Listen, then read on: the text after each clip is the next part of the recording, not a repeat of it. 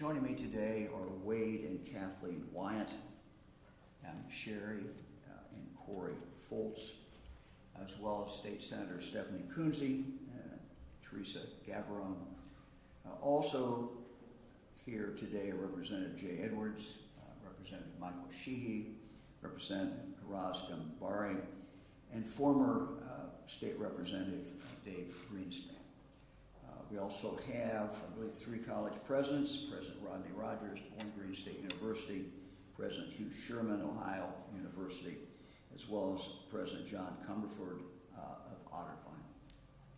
In a few moments, I will be signing Senate Bill 126, also known as Collin's Law. Bill is named in memory of Wade and Kathleen's son. He was a promising college freshman from Dublin, Ohio, who died tragically, senselessly, as a result of hazing. He wanted to join a fraternity at Ohio University and be part of a brotherhood. He didn't know that would cost him his life. He died on November 12th, 2018, due to nitrous oxide ingestion. His family was left to mourn, but they turned their grief into something positive, and I want to thank them for doing that. Another college student, Stone Foltz of Delaware County, died tragically on March 7th, 2021, as a result of hazing. At Bowling Green State University, while pledging fraternity, Stone took part in a Big Brother's Night ritual and died of alcohol poisoning. In honor of Stone, the Foltz family joined the Wiant family to raise awareness of and stop the practice of hazing by increasing the penalties through Senate Bill 126. Briefly, this bill, 1, expands the definition of hazing and specifies that hazing may include, and I quote, coercing another to consume alcohol or a drug of abuse, end of quote. 2nd, increases the penalty for hazing to a 2nd-degree misdemeanor, raising it from a 4th-degree misdemeanor to a 2nd-degree misdemeanor. 3, expands the list of officials who are required to report hazing. Next, it widens the scope of those who can be punished for participating in or permitting hazing. A violation that results in serious harm is a 3rd-degree felony. Next, it requires that those aware of hazing report it to authorities, with penalties up to a 1 first-degree misdemeanor for failing to do so. Requires the Ohio Department of Higher Education to implement a statewide anti-hazing plan, and requires staff and volunteers at colleges and universities to undergo training on hazing awareness and prevention. I certainly appreciate the work of Senator Kunze, Gavarone, on this very, very important piece of legislation. And I might note that this bill passed the Senate unanimously. This bill passed the House unanimously. I want to thank the Wiant, the Foltz families, for taking their grief and turning it into something very, very positive, with the goal that no other families will suffer the horrible, horrible tragedy that they have suffered. And I can say, from my wife Fran and my experience, there's nothing worse than losing a child.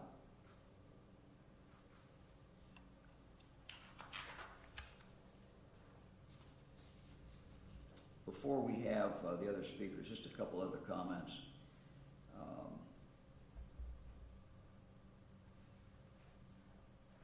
We simply in Ohio cannot tolerate hazing. And we're saying with this bill that we will not tolerate hazing. This is really a question of culture. And for decades, the culture of hazing has been accepted as something that is tolerated. This bill says that going forward, hazing in the state of Ohio is simply not tolerated. Culture, as we know, is the hardest thing to change. This culture has been around. The culture of hazing has been around for a long, long, long time. But the law can be a teacher. The law expresses the standards by which we expect people to live. The law expresses what is good. The law also can express what we simply do not tolerate. And this law, when I sign it in a moment, will say we do not tolerate this in the state of Ohio. We can't wait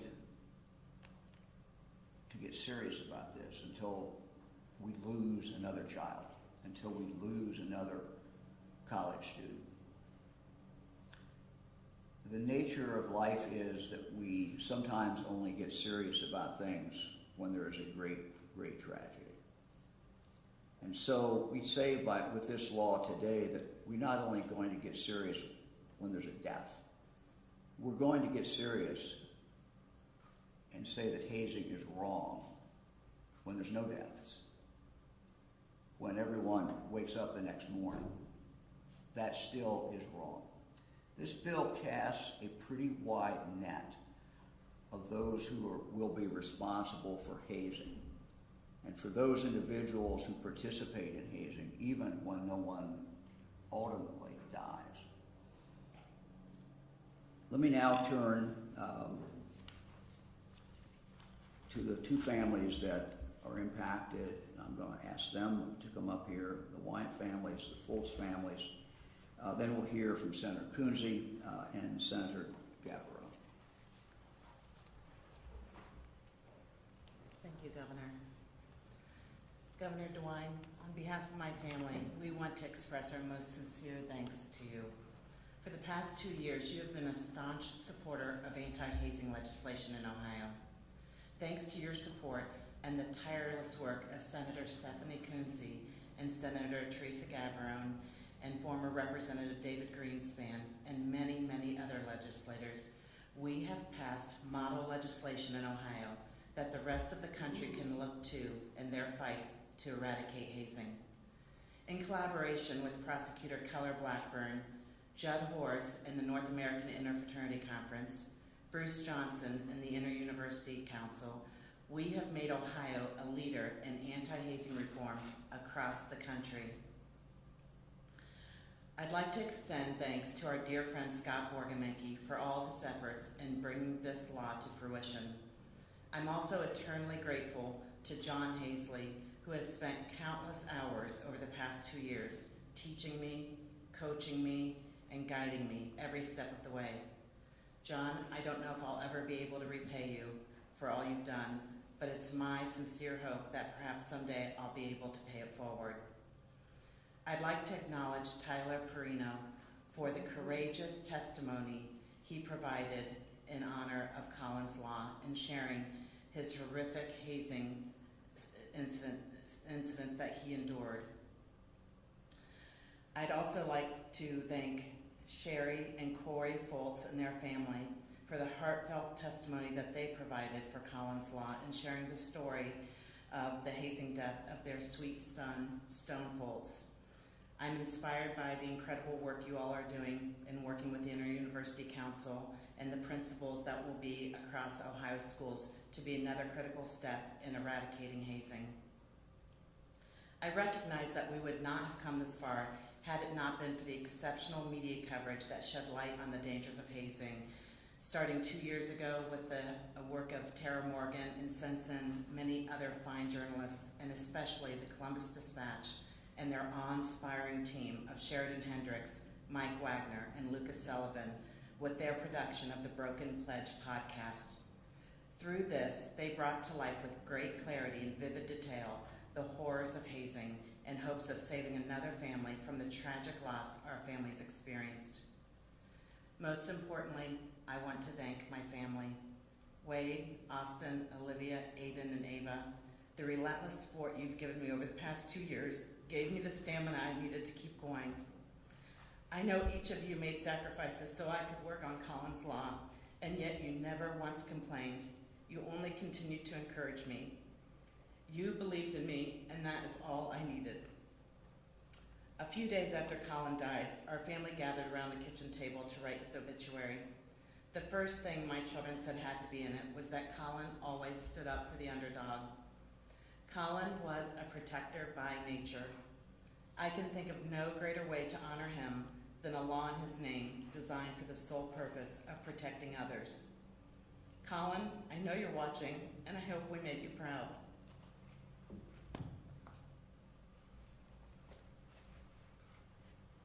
Governor DeWine, thank you. Kathleen, Wade, thank you. I want to extend my dearest thanks to all the presidents, everyone that's here today. Senator Coonsey, Senator Gavron. You know, I was talking to my son earlier, and I said, how do you feel being here? He said, this is crazy. It is crazy. It's only been 4 months. Do I want to be here? No. Obviously, I'd want my son back. But everything that the Wiants have done for this past 2 years has got us here, finally. It's hard. Like I said, it's only been 4 months. But we will continue to fight. Collin's Law is a step in the right direction, but we are not done. We will continue to fight. Our fight is zero tolerance. We will prevent this from happening and having to get to the felony. We will do everything in our power, and I know Stone and Collin are fighting for us and there for us, and that's why we continue to do it. We made a promise to Stone on his hospital bed that we would keep fighting and we would not allow this to happen again to anyone. No parent should have to go through this, any family, and we will put a stop to it. We will continue to fight. We will continue to work with the IEC, President Rogers. We will stop when it is done. We need to eradicate hazing. This can be prevented, and we will continue to fight. Thank you.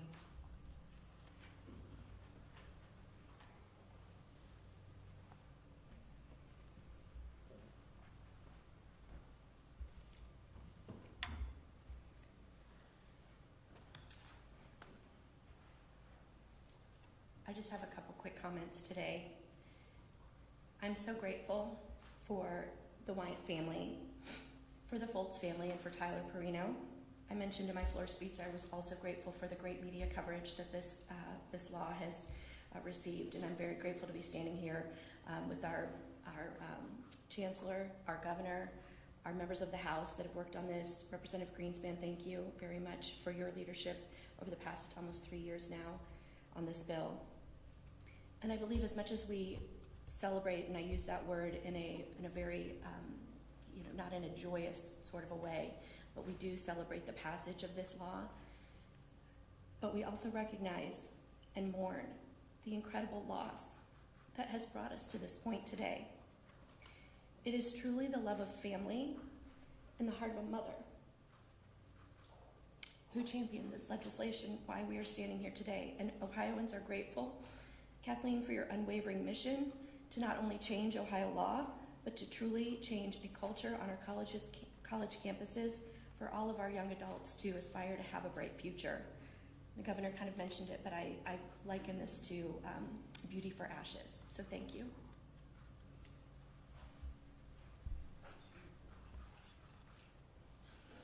Thank you very much. What an important and impactful day to see Senate Bill 126, Collin's Law, being signed into law by Governor DeWine.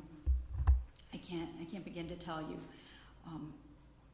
how important this legislation is.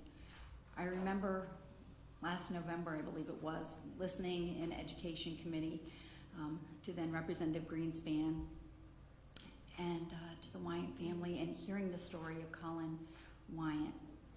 And it was shocking and devastating, and unfortunately we just ran out of time in lame duck. And then this march. You know, there are times when you will never forget where you were when you heard this news. And the news of the death of Stone Folds is one of those times for me. My son was the same age and is a student at Bowling Green State University as well. I live in Bowling Green. It's my community. And to hear that this happened to another student in Ohio really shook me to my core. And I wanted to do something. I thought about the best person to team up on legislation, and I thought of my good friend Stephanie Coonsey. And I'm really proud of the piece of legislation that we were able to get through so quickly. And with the timing of the signing of this legislation, it doesn't go into effect for 90 days, but I know that good Chancellor Gardner has already started working with the universities to make sure that as fall semester starts, we're ready to go. This legislation will save lives, and it's so important. Thank you very much.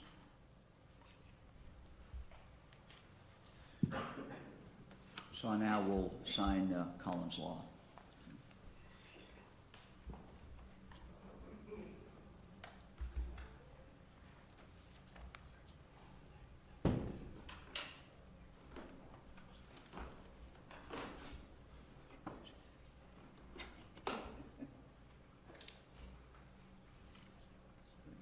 Everybody good?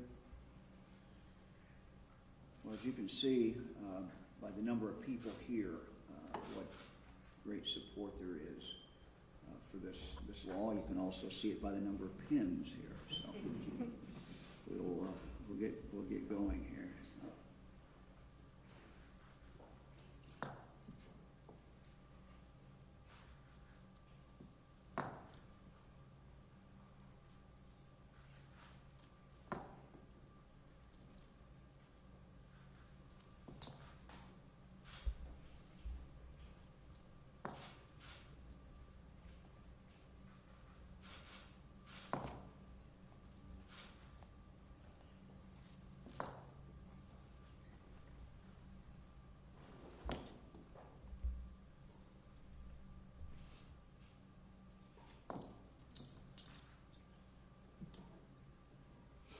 Day the 6th.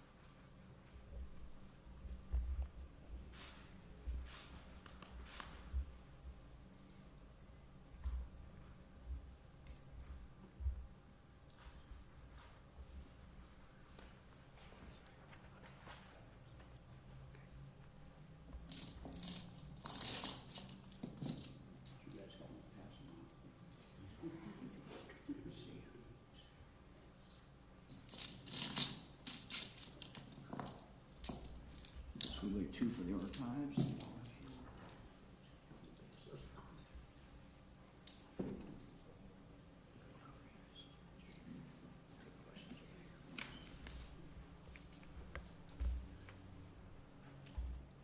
Any questions? Governor, can you talk a little bit about the importance of having this done so quickly? And have you heard from families expressing their gratitude that this could save their son or daughter's life? Yeah, you know, Fran, I've sent 8 children to college and a number of grandchildren. And when you send a child to college, there's always great apprehension and there's joy, I guess, but also that they're moving on with their life, but also a great, great concern. So I think anyone who sends their child to college should expect that hazing is just not part of that experience. And I think that's what really this bill is saying. We're just not tolerating this. And it's not just when someone dies. This bill reaches out and holds people responsible. And if, hazing occurs and there's no permanent injury and it still is a crime. And that's the message we want to get across today. It is truly zero tolerance.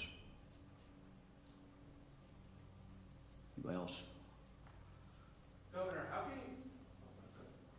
can you make sure that this word and this law gets from the State House today to frat houses on Saturday nights from Toledo to Youngstown?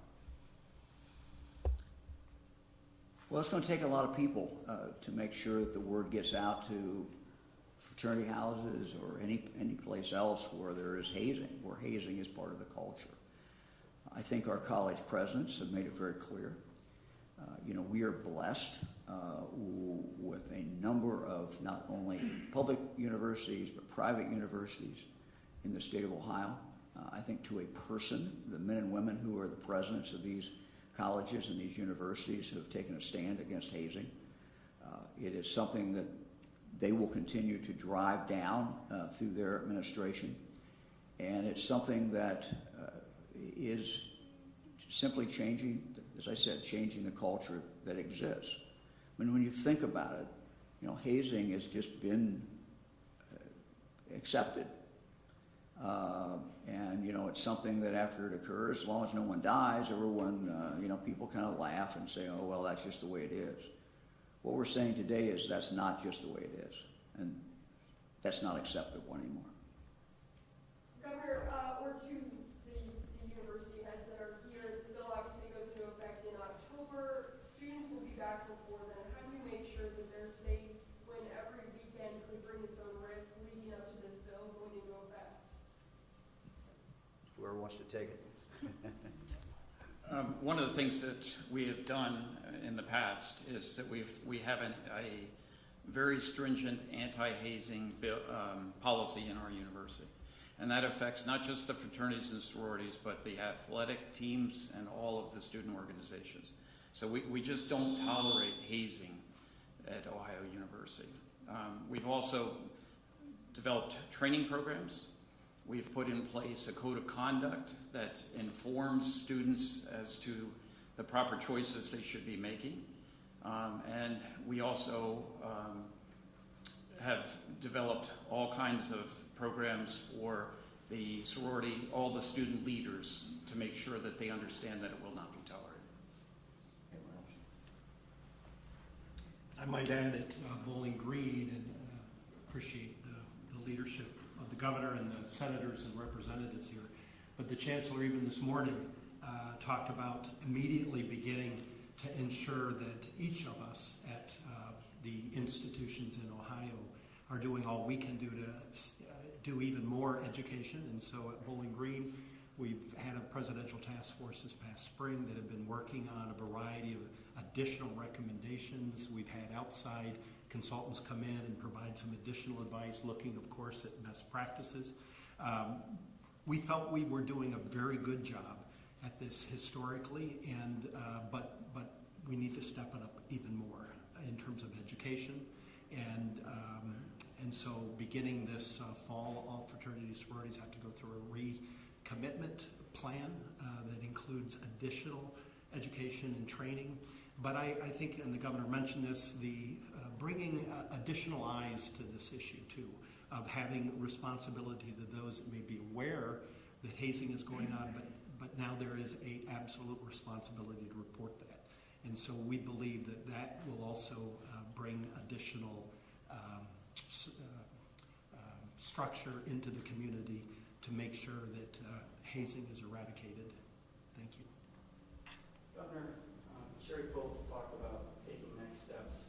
What advice would you give university officials when a Greek organization gets in trouble and there's pressure from someone who used to be in a fraternity or sorority years ago, and they've done well in life and they write checks and give big donations to the universities? How would you what would you advise them? How would you handle those conversations with that pressure? Well, I try not to advise college presidents on too many things. So. But I think we have a shared commitment to change the culture.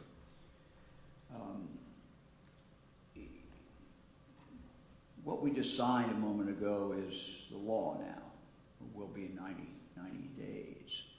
But universities also have the ability administratively to take action very, very quickly and to take it decisively.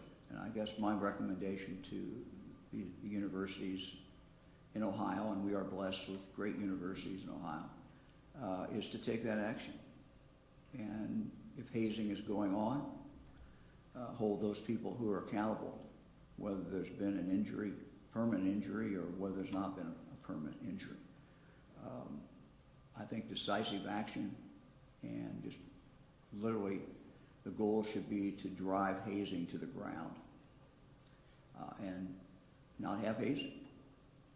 And if, fraternity is carrying out hazing, then they should pay, the ultimate price, which is kicked off campus, not come back. To the university presidents, I believe previously the Foltz family has called for zero tolerance policy and removing these organizations until they can prove that they are a benefit to society, rather than reacting when they do get in trouble with hazing. Why not take that action now? Do these organizations bring enough benefits to students that they outweigh the risk of having another family standing up here? So I'll begin. At Bowling Green, we did expel the fraternity that was a part of this tragic death, was expelled from the campus late spring after we did our investigation. Part of that recommitment plan that I mentioned a few minutes ago includes discussing the benefits and the way in which the community that is built among organizations, and it's not just Greek organizations, but it's all kinds of student organizations and club sports and marching bands, and to make sure that those organizations that are important, a part of the college experience of community, but we focus and make sure that they are committed to the positive aspects of that. So part of our recommitment plan will include documenting the benefits that come from the organization to move our community, our university forward. President Sherman. Thank you. So one of the things that we've done is we've developed a scorecard of any kind of reported behavior for the different student organizations or fraternities and sororities. So as soon as something is reported, no matter how minor, that group is put on suspension and goes through a serious investigation. We probably have 3 groups right now who are suspended and being investigated. So I think it's that kind of understanding that we can get through to the groups that, it's not going to be tolerated. How would you handle student organizations who hold events off campus or underground, so to speak?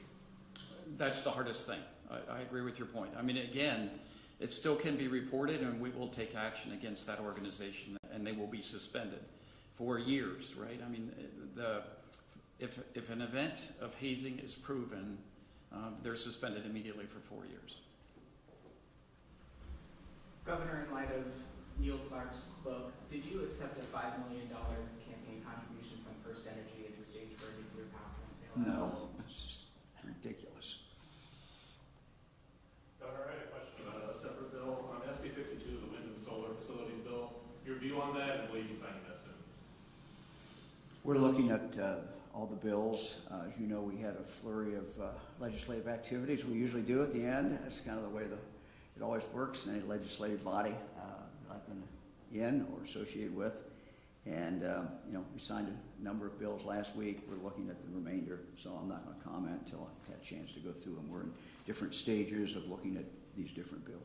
Governor, quickly for a colleague, why did you decide to send OSHP to Texas? How long will they be there and when will they be back?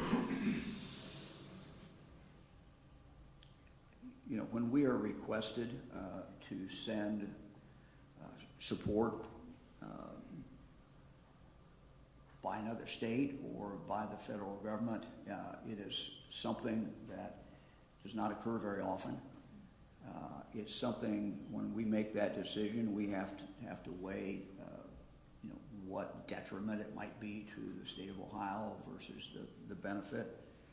So as you recall, Minnesota governor contacted me, actually called me, when they thought there might be some demonstrations around the verdict.